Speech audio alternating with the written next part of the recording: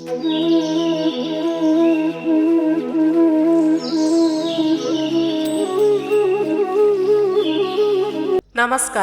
ഏവർക്കും ഭക്തമാനസം ചാനലിലേക്ക് സ്വാഗതം.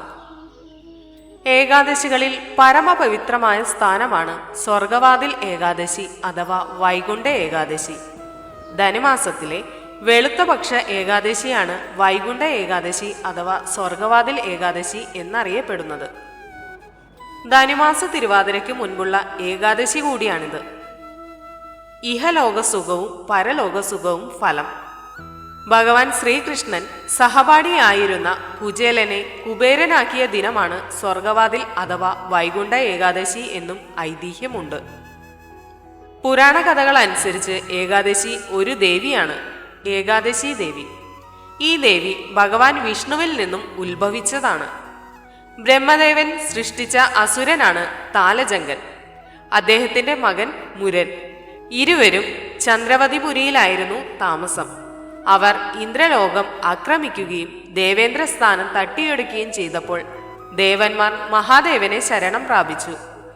മഹാദേവനാകട്ടെ അവരെ ഭഗവാൻ വിഷ്ണുവിന്റെ അടുത്തേക്ക് അയച്ചു. ദേവന്മാർ വിഷ്ണുവിനോട് സങ്കടം ഉണർത്തിച്ചപ്പോൾ ഭഗവാൻ വിഷ്ണുവിൽ നിന്നും സുന്ദരിയും അതീവ ശക്തിശാലിയുമായ ഒരു ദേവി ഉത്ഭവിച്ചു. അന്ന് ഏകാദശി ദിവസമായതുകൊണ്ട് ദേവിക്ക് ഏകാദശി ദേവി എന്ന് പേരിടുകയും ചെയ്തു. അങ്ങനെ ദേവിയും മുരനും തമ്മിൽ ഘോര യുദ്ധമായി. യുദ്ധത്തിന്റെ അവസാനം മുരനെ ദേവി വധിക്കുകയും ചെയ്തു. ദേവി മുരനെ വധിച്ചെന്ന വാർത്ത കേട്ട് വിഷ്ണു ഭഗവാന് സന്തോഷമായി. എന്താണ് വരം വേണ്ടത് എന്ന് ചോദിച്ചപ്പോൾ സ്വന്തം പേരിൽ ഒരു വ്രതം ഉണ്ടാകണം എന്നും അത് എല്ലാ വ്രതങ്ങളിലും ശ്രേഷ്ഠമായിരിക്കണമെന്നും ദേവി പറഞ്ഞു. അങ്ങനെയാണ് ഏകാദശി വ്രതം ഉണ്ടായത്. വിഷ്ണുവിൽ നിന്നും ഉത്ഭവിച്ച ദേവി മുരനെ വധിച്ചതുകൊണ്ടാണ് വിഷ്ണു ഭഗവാന് മുരാരി എന്നും മറ്റൊരു പേര് ഉണ്ടായത്.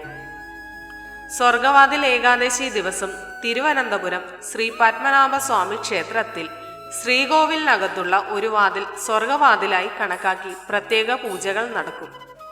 തിരുവിതാംകൂർ രാജകുടുംബങ്ങളുടെ സാന്നിധ്യത്തിൽ രാത്രി നടക്കുന്ന ശീവേലിയിൽ ഭഗവാനെ ഇറക്കി എഴുന്നള്ളിക്കുകയും ചെയ്യുന്നു.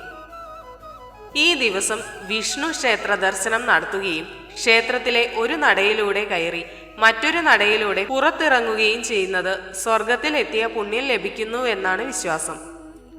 കുരുക്ഷേത്ര യുദ്ധത്തിൽ അർജുനന് വിഷാദരോഗം അനുഭവപ്പെട്ടപ്പോൾ ഭഗവാൻ കൃഷ്ണൻ ജീവിതത്തിന്റെയും മരണത്തിന്റെയും തത്വശാസ്ത്രം ഭഗവത്ഗീതയിലൂടെ അർജുനനെ ഉപദേശിച്ചതും ഈ ദിനമാണെന്ന് കരുതുന്നു.